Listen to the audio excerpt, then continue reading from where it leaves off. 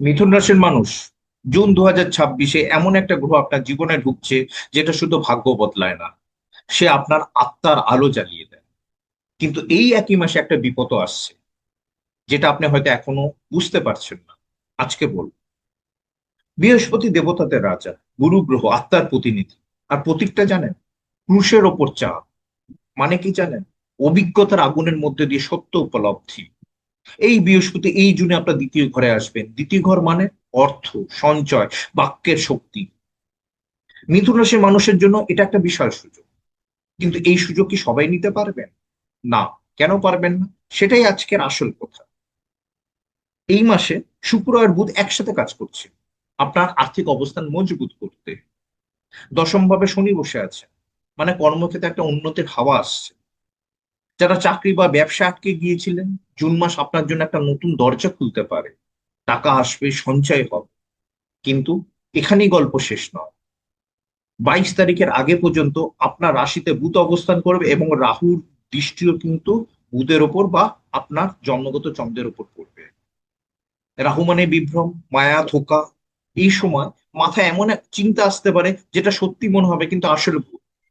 কেউ হয়তো আপনাকে মিথ্যা দোষ দেবে, প্রতারণার ফাঁদে পড়তে পারেন। আবেগের বশে কোনো সিদ্ধান্ত নিলে বদনাম হওয়ার সম্ভাবনা আছে। আর 15 তারিখের পর আপনার ইগো আপনার সবচেয়ে বড় শত্রু হয়ে উঠতে পারে। নিজেকে সামলা। মিথুন রাশির এই জুন মাস, একদিকে সুযোগের দরজা, অন্যদিকে বিপদের ফাঁদ। বৃহস্পতির আশীর্বাদ নেবেন কিভাবে? রাহুর বিভ্রম থেকে বাঁচবেন কিভাবে? কোন তারিখগুলো সবচেয়ে শুভ? কোন দিনে কোন বড় সিদ্ধান্ত নেবেন না? সবকিছু বিস্তারিত বলছি এই ভিডিওতে। নমস্কার, আমি সৌভিক। আজকে মিথুন রাশি এবং মিথুন লগ্নের ক্ষেত্রে জুন 2026 কেমন যাবে সেই বিষয়ে আলোচনা করব।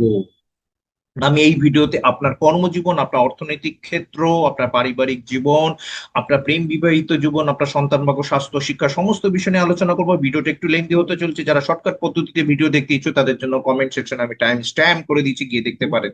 তাছাড়া আজকে আমি একজনের সঙ্গে পরিচয় করে দেবো, সে হচ্ছে আমার গুরুজি স্বয়ং বজরং বলিজি। ইনি আমার গুরু। এনার পাতে আমি প্রেডিকশন করি এবং মা ভগবতীর আশীর্বাদেও আমি কিন্তু এই অ্যাস্ট্রোলজি প্রেডিকশন করি। ঠিক আছে।